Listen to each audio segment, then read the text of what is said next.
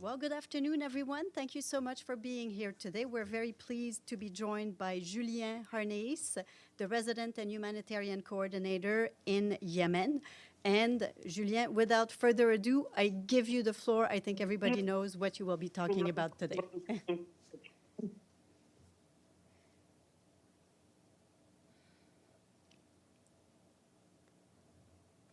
Okay.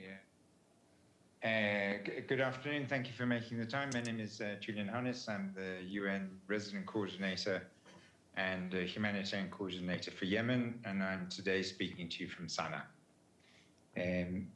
I wanted to talk about generally the humanitarian situation in Yemen and the consequences of the recent airstrikes yesterday in Hudaydah, and as well as in the airport where I was present.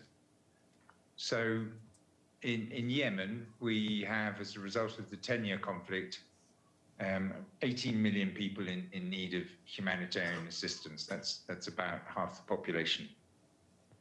Next year, as a result of worsening economic conditions, not so much active fighting, but because of the worsening economy, we expect that number to increase to 19 million. That means that Yemen, in absolute terms, is the second highest caseload of children, malnourished children. It also means that Yemen is the second highest caseload of people who are not able to reach health services. This is absolute numbers, not percentages. It's the third highest number of food insecure people in the world. So we are looking at a massive humanitarian situation. We expect that number to increase to 19 million in next year, in 2025. This could get much worse because that is based upon scenarios and our understanding of the situation as it was a couple of months ago. As we look at the possibility of further violence between Ansar Allah in the north of the country and Israel, there could be further impact on civilian infrastructure, harbor, airports and roads, which would lead to immense suffering of the Yemeni population. The airstrikes on the harbor are particularly concerning. Yemen imports approximately 80% of its foodstuffs. So if Hudaydah harbor is disabled, that means that the whole of the population of northern Yemen, which is about 65 to 70% of the population, will be in increased humanitarian need. Yesterday, I was at the airport when the airstrikes destroyed the air traffic controls, killed the staff who were working there, and injured my UNHAS crew member, colleague, who was there with the flight. And the airstrikes landed approximately 300 meters away from where Director General Tedros was and myself. There was one airstrike approximately 300 meters to the south of us, and about another airstrike about 300 meters to the north of us. What was most frightening about that airstrike wasn't the effect on us, is that the airstrikes took place as a civilian airliner from Yemen Air, carrying hundreds of Yemenis, was about to land. And in fact, that airliner from Yemen Air was landing, taxiing in when the air traffic control was destroyed. Fortunately, that plane was able to land safely and the passengers were able to disembark, but it could have been far, far worse. So the airport of Sana'a is a civilian infrastructure. It is the location whereby all of the international humanitarian aid workers who work in the north of the country come in and leave by. So if that airport is disabled, it will paralyze the humanitarian operations. It's also the airport by which thousands of Yemenis who are unable to get decent healthcare, advanced healthcare in the country, leave to go either to Jordan or to Cairo or eventually to Mumbai to get advanced healthcare. So it is an absolutely vital humanitarian location. it is essential that all parties to the conflict observe scrupulously international humanitarian law throughout these exchanges. So that's the kind of very quick overview, and I'm very happy to take any questions that you might have. Thank you. Thank you so much. Edie, please go ahead. Thank you very much, Julian. On behalf of the United Nations Correspondents Association for doing this briefing. My name is Edith Lederer from the Associated Press. A bunch of follow-ups to what you've said. First, on the humanitarian front, you said that Yemen is the second highest for malnourished children and for caseloads, and the third highest for food insecurity. Can you tell us who's the highest and number 1 and 2 for food insecurity, just so we don't have to go and dig up those figures? And then I have some follow-up questions about what happened at the airport yesterday. Thank you, Edith. I'm afraid I'm going to pass on your question because I'm myopically focused on Yemen.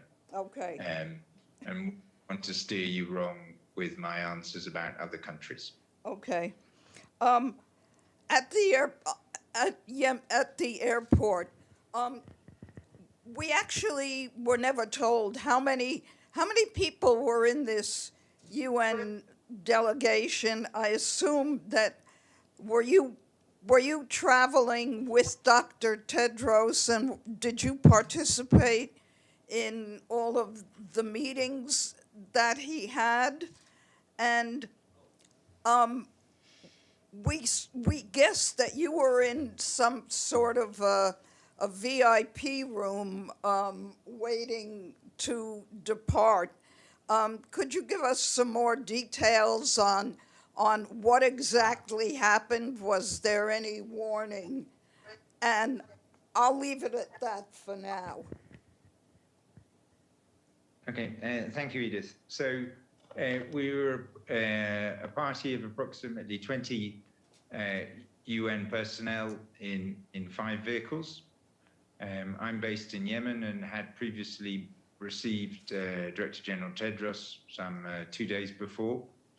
He'd previously been in Aden and had traveled up to Sana'a. He was here to engage with leaders of Ansar Allah, or the de facto authorities here in Sana'a, in order to negotiate the release of, or to contribute to the negotiation and the release of UN staff. There were approximately 50 people detained from the United Nations, NGOs, and civil society last June by the authorities in Sana'a, and more persons from outside, and another 50 or so taken from government services. We have been engaged in a long-running negotiation in order to obtain the release of our colleagues, and Director General Tedros had visited Aden to meet with the government of Yemen there, and then had traveled up to Sana'a to discuss with the authorities how to obtain the release of our colleagues. I was with the Director General throughout those discussions. We were in a VIP room, which is next to the main terminal. As you can imagine, Sana'a International Airport is a relatively small building compared to most international airports, and the airstrikes were at approximately 16:43, so at about 4:45 p.m. Not only obviously did we have zero indication of any potential airstrikes, but we cannot remember the last time there were airstrikes in Sana'a during daylight hours. The Saudi coalition has paused their military operations some 2 years ago, but during the period they're operating, they would tend to bomb at night. The US and UK coalition, which has been retaliating or responding to Ansarallah air strikes and missiles in the Red Sea, have tended to bomb after 11 p.m. at night to early mornings. So an airstrike on a civilian location in the middle of the day, just before an Airbus 320 was about to land, and as a UN party was there, was completely unexpected. Deji? And- Oh, Edie? Just a quick follow-up, which I'm sure we all want to know. So what happened when the airstrike took place? What did you all do? Did people fall on the, go to the ground, go under furniture? Well, the UN Department of Security, Safety and Security, UNDSS, responded very professionally. They moved the colleagues out of the VIP building into 5 armored vehicles that were waiting for the delegation, and we waited in the armored vehicles for approximately 40 minutes, so that we could ascertain what was the situation, so that we could also look after the injured crew member. One of the UNHAS crew members was hit in the lower leg with an open by shrapnel, who lost a lot of blood. I saw the blood on the tarmac this morning as we said goodbye to Tedros. He lost a lot of blood and had to be evacuated to a hospital inside Sana'a. So we stayed to make sure that the crew were okay and evacuate them to the center of Sana'a, and to make sure it was safe for us to move. And thank you for the questions, Edith. Could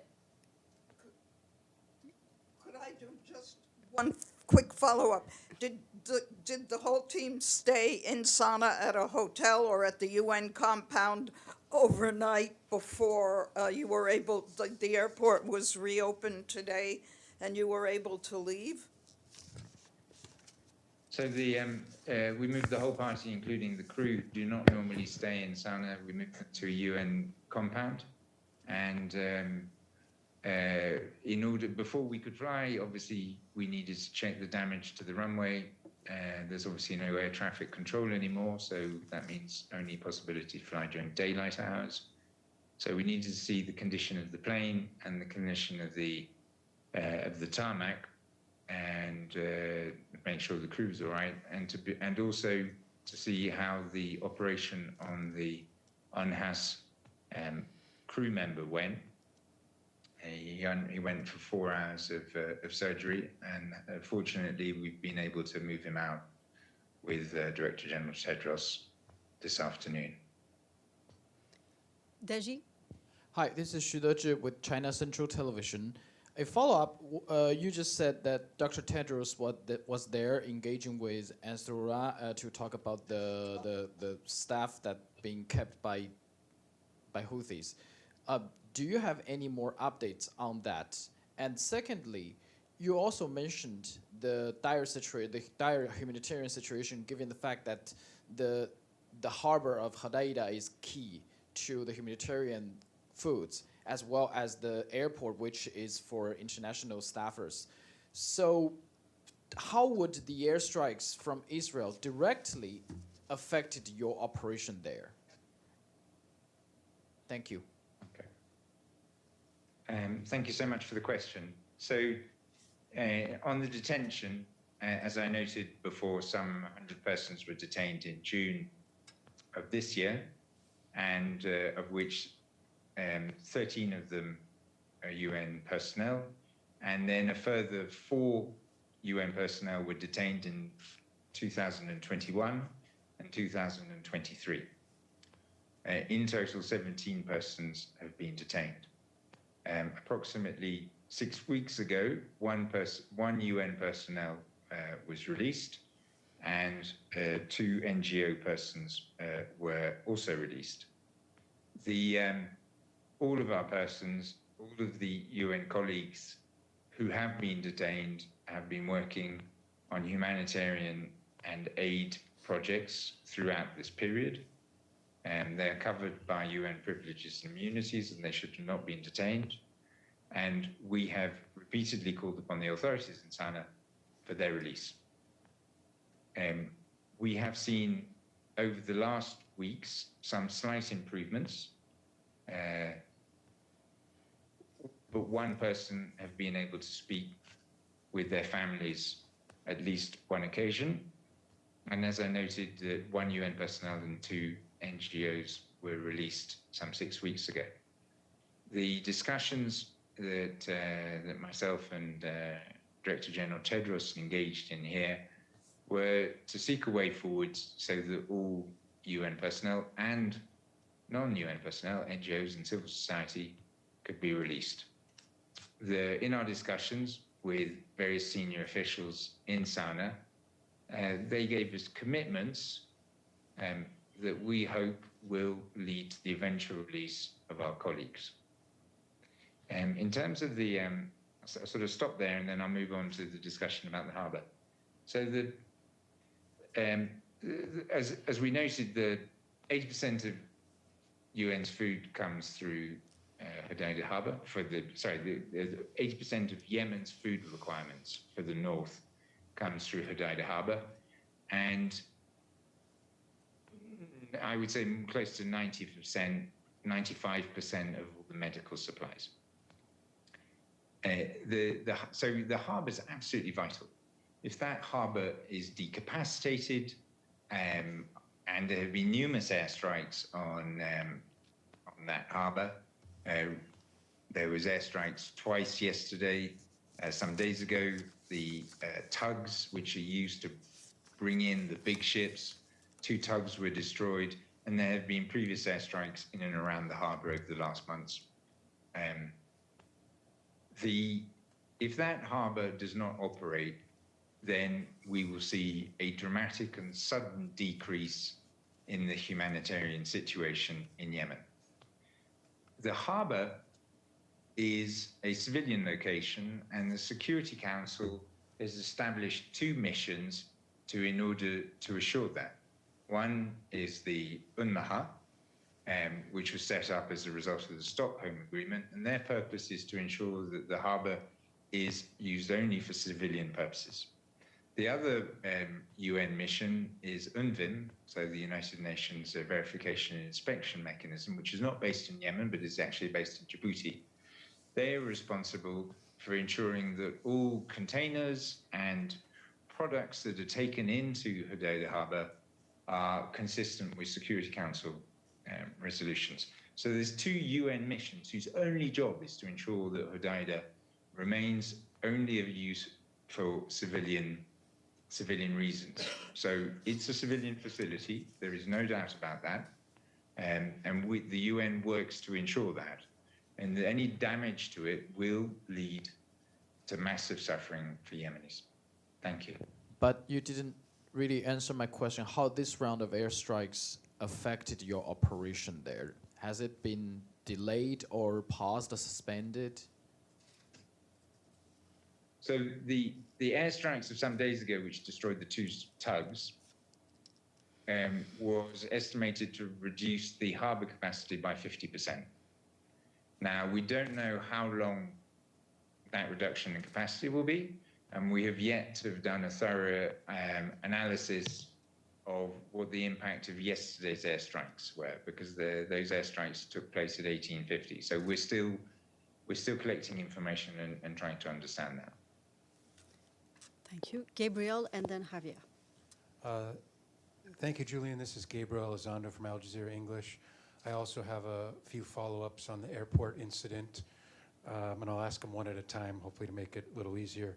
I just want to clarify, you did say there were 2 strikes and one hit 300 meters south of where your team was and one hit 300 meters north of where your team was at the airport. Can you just confirm that is what you said? Yeah, that's my understanding. At the time, we weren't measuring the Sure. precise distance. No I mean, problem. that's No, it. I understand. No, just want to make sure that was correct, at least. And how many in that room that you folks were at the airport, how many UN personnel were in that room, roughly?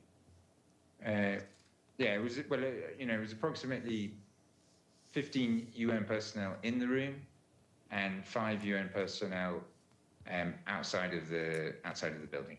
Okay. And how So did 15 inside, 5 outside, approximately. Sure, fine, approximately. And how Dr. Tedros and his team were able to get to Amman, how did he get out of the country? Well, obviously we moved out of the VIP lounge, waited 40 minutes, and then after that moved back rather to the UN compound, where we overnighted, and then over the evening we worked out how we could move the plane out. The Unhas plane had already landed, had refueled, and the plane was the crew after they had casualty evacuated their colleague, secured the plane so that it would be possible to use this morning or today, the next day. And this morning the crew came in, went in to verify the condition of the plane, found that it was that it had not been damaged, and therefore we were able to use that plane to move Director General Tedros and his delegation. But the air traffic control tower is still completely non-operational, correct? Yeah, that's correct. I mean, on Unhas pilots, and I can't say for other pilots, but certainly Unhas pilots during daylight hours are able to take off without an air traffic control. Thank you. And my last question is, and I know you're dealing with a lot of very important humanitarian issues in Yemen, so I'm sorry to ask you these detailed questions about one incident, but I just wanted to get clarification because you were there. So thank you. Just my last follow-up is, clearly this was a close call that was unexpected. There were no warnings. My question is, when someone as high level as Dr. Tedros is in Yemen, do you normally, or would your office or someone normally inform Israel that he was there because Israel is a party to this conflict, or is that not normal protocol? It is not. We have a protocol for all humanitarian workers to inform various parties to the conflict. I won't go into the details of precisely which parties to the conflict we inform. But I think the bigger issue is parties to the conflict have an obligation to ensure that they are not striking a civilian target or not striking civilians. The obligation is on them, not on us. We don't need to prove we're civilians. They need to prove that they are hitting a military target. Sana'a Airport has not been a military target since 2016. I was in Yemen at the beginning of the conflict, and I remember the day when all of the military capacities were destroyed at Sana'a Airport, and that was 9 years ago, right? And Sana'a Airport has been subsequently been repeatedly bombed over for many years. So it's a civilian location. It is used by the United Nations. It's used by the International Committee for the Red Cross. It is used for civilian flights. That is its purpose. And so all parties to the conflict have an obligation to respect the civilian nature of that facility and to observe international humanitarian law. The responsibility is on them. Thank you. Javier? Yes, my name is Javier Otazu from the FA Spanish News Service. A follow-up on the 100 people still detained. We understand there are no formal charges, right? But what are they accused of? And are all of them accused of the same thing, or there are different cases? Thank you. The so thank you, Xavier. As you correctly noted, of those persons who were detained in June, we have not been informed of any formal charges, and there has not been. We're not aware of any statements on the specific individuals. The detainees from 2021 and 2023, the authorities here broadcast various accusations against them, and so-called confessions,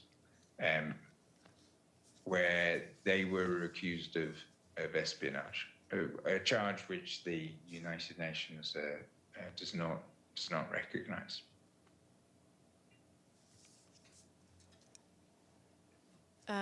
Let me, you have another one. Then I'll go to Ephraim, then Edie, and then we will wrap up to allow Julien to go back to his activities. Can you please provide any more details? I mean, espionage.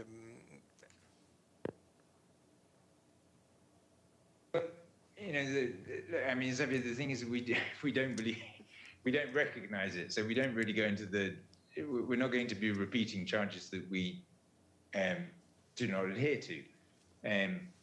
If you wish to dig into that, those allegations are on the internet, and I'm sure you would be able to find them relatively easily. But as I said at the beginning, all of our staff in the United Nations, we're here for Yemenis. You know, we've been here for decades, and we've been here since the 60s. Our only purpose is humanitarian assistance and, where possible, the development of the country. And our colleagues have risked their lives. We've had colleagues killed here in Yemen. We've had colleagues kidnapped. You know, the only reason we're here is to serve Yemeni people in situations of dire humanitarian need. Thank you. Ephraim, and then Edie. Thank you so much. My name is Ephraim Kosaifi with Arab News Daily. About the UN staff in Yemen, given what's happening elsewhere and the systematic attacks we've been seeing for the past 14 months on healthcare workers, whether in Palestine or during the war in Lebanon, I know every one of your staff is there to serve and all of that, but what is the morale really? How much of a trepidation are they looking to the events around them and the way the healthcare and the humanitarian workers are being treated in these wars? Thank you. And well, thank you, Adrian. That's a very humane question. The the conditions, both as a result of, I mean, obviously, firstly, there's a result of the detention, not just UN's personnel, but also NGO personnel. We're completely perturbed. I have many colleagues who, for weeks were very anxious about even coming to the office or going out on field missions. And similarly for NGO staff, and even for myself, I sort of, I was thinking about, goodness, what if they, sort of start trawling? Somebody picks up my phone and starts trawling through all my WhatsApp messages with my wife or something. When you're in that kind of environment, you're operating in that environment. It's very heavy for everyone. And then in addition, so you've got those challenges, and we've seen some improvements in the operating conditions in the last, say, 2-3 months. There's been some changes in the personnel in the authorities in Sana, which has meant that some of the problems that we saw have reduced. So we have been having international staff have no longer been asked to leave Yemen, which was the case up until about 3-4 months ago, where every week we would have an international staff member asked to leave. The discussions that we have with the authorities now are much more focused and directed towards finding solutions for Yemenis in need. the agreements which were so difficult to achieve in the past have, for both the UN and for NGOs, we've been able to rapidly conclude those. So we've seen some improvements in the operating conditions, and that has reduced to a certain extent, the concerns amongst Yemeni staff. But obviously, when they still see that 16 of their colleagues are detained, and NGO staff and national NGO staff are detained, there's obviously a great deal of anxiety. Then if you add in addition to that, airstrikes and the fear of more airstrikes, the concerns of the fear of, what's going to happen next? Are we going to see attacks against bridges, roads, electricity systems, and other civilian infrastructure? What does that mean for them? As we have 3,000 staff across the country, and we're moving around constantly. What's going to happen to them? And obviously, we follow the news. We see what happens in other countries. My staff, and not just my staff, NGO staff, and health workers in government clinics. They look at that, and there's a lot of fear. So it's very difficult to keep people focused and working for vulnerable Yemenis. But fortunately, that is the case. Everybody's getting on with what's required, but it is a very challenging environment. I will take a final question from Edie. Thank you very much, Julian. A couple of follow-ups. Who was the highest-ranking Ansar Allah official that you met with? And I wonder if you could elaborate. You said that they gave you commitments that you hope are going to lead to the release of these people who have been detained. Could you elaborate at all on the kinds of commitments that you got? And on the attacks yesterday, the Israeli government said that they attacked the airport because the Houthis used the airport. And so did the Iranians to ship in things. What's your message to Israel in response to the airport, which you've stressed to us is a civilian airport? Thank you very much, Edith. So in terms, so we, Director General Tedros and myself met and I'll be using titles which they use to refer to themselves. The Prime Minister of the Government of Change for Reconstruction. Obviously, the Prime Minister of the internationally recognized government is another person, and that person, is in Aden, in the temporary capital. But so we, Director General met the Prime Minister of the de facto authority, met the Foreign Minister, Mr. Jamal Amar, and met a member of the Supreme Political Council, Mohammed Ali al-Houthi. Those were the three meetings. Director General also met with families of the detained, which was obviously, as you can imagine, a very emotional meeting, and was certainly for me as a UN staff member was probably the most important of the meetings. The commitments that we were given related to the possibility of release and a pathway to that, and the conditions on which they are detained. I won't be able to go into further details on that. In terms of the airport, there is only one flight other than the International Committee for the Red Cross, the United Nations, that uses Sana'a Airport, and that's a Yemeni airline which flies an Airbus 320 to Amman, Jordan. That is the only location that they fly to, and that is a result of an international negotiation.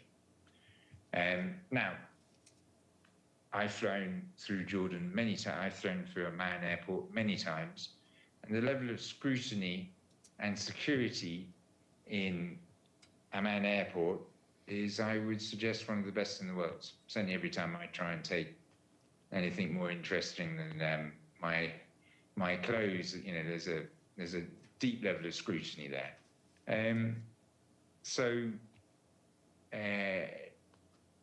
You know, it's a civilian airport.